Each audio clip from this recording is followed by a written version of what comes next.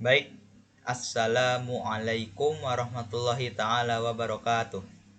Innal hamdalillah nahmaduhu wa nasta'inuhu wa nastaghfiruh wa na'udzubillahi min syururi anfusina wa min sayyiati a'malina may yahdihillahu fala mudhillalah wa may yudlilhu fala hadiyalah. Asyhadu an la ilaha illallah wahdahu la syarikalah wa asyhadu anna sayyidina Muhammad abduhu wa rasuluh. Rabbi sholli sadari wa yassir li amri wahlul 'uqdatam min lisani yafqahu qouli. Perkenalkan, nama saya Syahandra Fakhrullah Jenisar. Saya kelas 10 agama, asal sekolah saya di Mantuju, Jakarta. Di sini saya akan menjelaskan tentang pelajaran sejarah Indonesia dengan materi nilai-nilai budaya masyarakat pada masa praaksara. Di sini saya akan menjelaskan tentang peta konsepnya terlebih dahulu. Nilai-nilai budaya masyarakat pada masa praaksara. Ada pengertian dan macam-macam tradisi lisan, lalu jenis-jenis tradisi lisan, pengertian dan macam-macam folklore, dan yang terakhir jenis-jenis folklore. Pengertian tradisi lisan. Menurut bahasa, tradisi lisan adalah menyampaikan atau meneruskan sesuatu melalui ucapan atau lisan.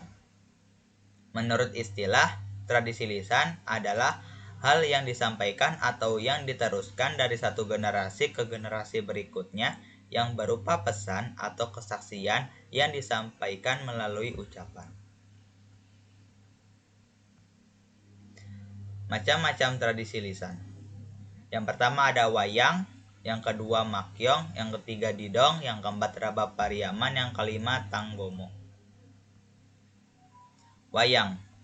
Wayang diperkirakan mulai dikenal orang sejak masa praaksara, yaitu sebagai media yang digunakan dalam upacara mengundang roh nenek moyang, kemudian berkembang menjadi pertunjukan teater.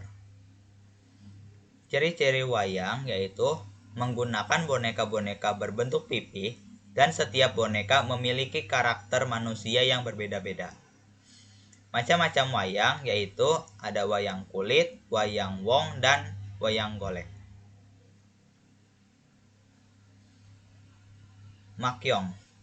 Makyong merupakan seni tradisi yang menggabungkan unsur tari dan musik dan nyanyian pelakonnya serta tutur cerita.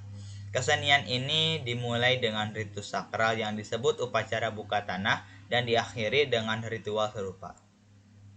Seni makyong berasal dari Pattani, Thailand Selatan. Seni makyong masuk ke Indonesia melalui Riau, Sumatera Utara, dan Kalimantan Barat. Seni makyong disampaikan dalam bentuk prosa dan tanpa naskah. Unsur-unsur seni makyong yaitu drama, tari, musik, dan mimik wajah. Tujuan dari seni makyong yaitu ucapan terima kasih dan rasa syukur kepada Tuhan. Didong. Didong merupakan kesenian tradisional yang berasal dari daerah Gayo, Provinsi Aceh. Seni didong berasal dari kata denang atau donang yang artinya menghibur diri sendiri dengan menyanyi. Unsur-unsur dari seni didong yaitu seni sastra, seni tari, dan seni suara. Seni didong awalnya dipentaskan untuk acara perkawinan, upacara tradisional, dan hari libur penting yang kemudian berkembang menjadi seni pertunjukan umum.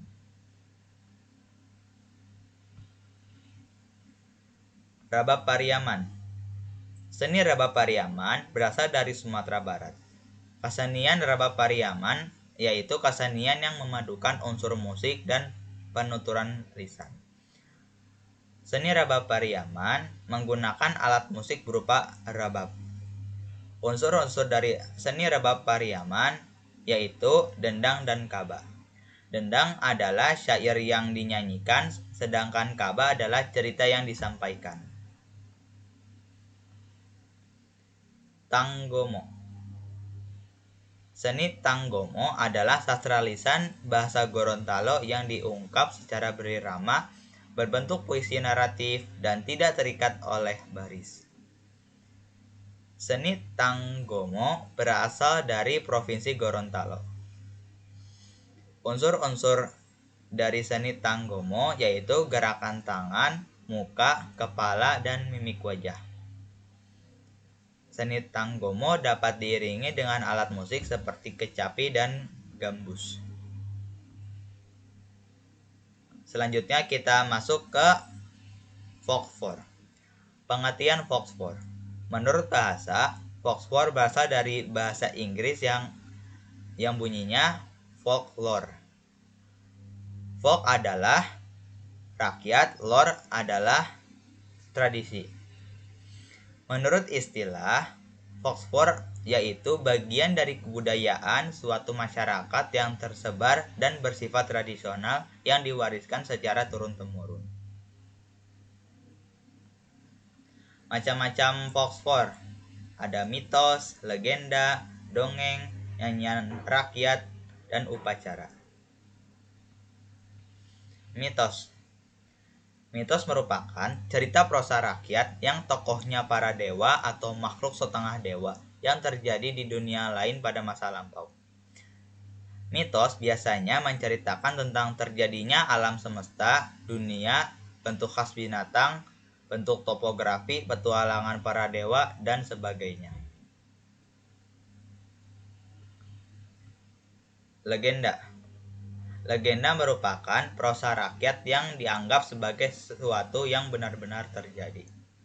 Ciri-ciri dari legenda yaitu bersifat duniawi, ditokohi oleh manusia, diwariskan secara turun-temurun, banyak mengandung ajaran tentang kebaikan, sehingga dapat dijadikan pedoman hidup. Jenis-jenis legenda diantaranya yaitu ada legenda keagamaan, legenda alam gaib, legenda perorangan, dan legenda tempat.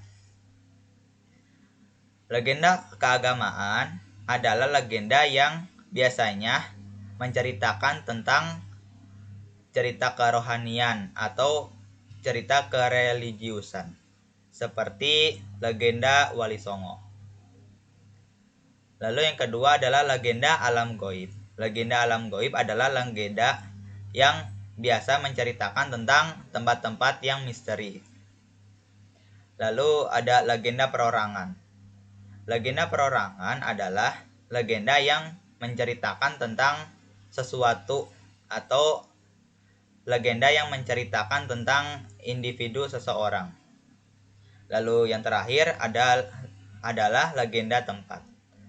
Legenda tempat adalah legenda yang menceritakan tentang asal-usul tempat itu berada atau asal-usul munculnya suatu tempat, seperti legenda Tangkuban Parahu.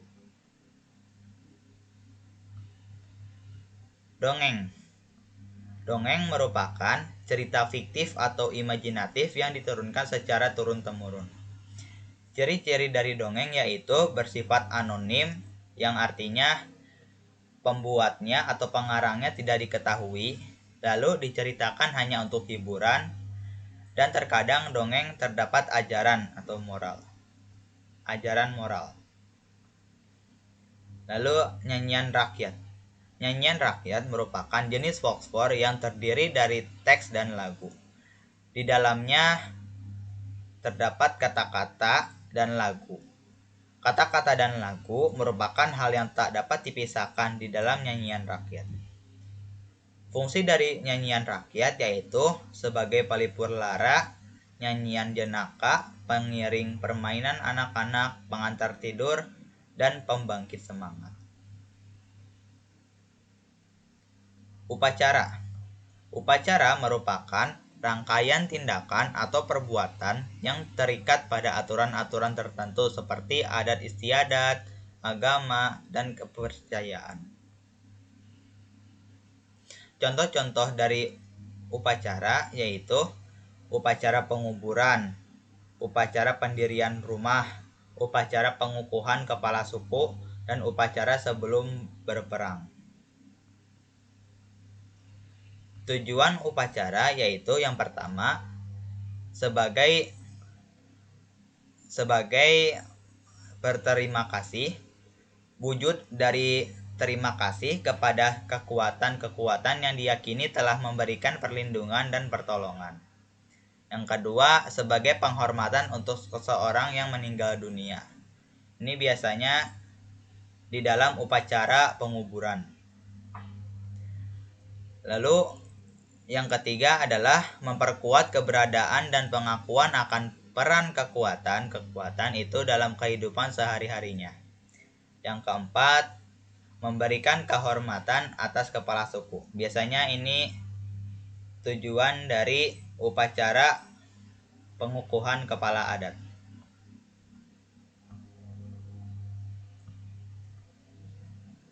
Selesai. Kalau misalkan ada kekurangan atau kesalahan kata dari penjelasan yang saya sampaikan, mohon dimaafkan. Wabillahi taufiq wal hidayah. Wassalamualaikum warahmatullahi wabarakatuh.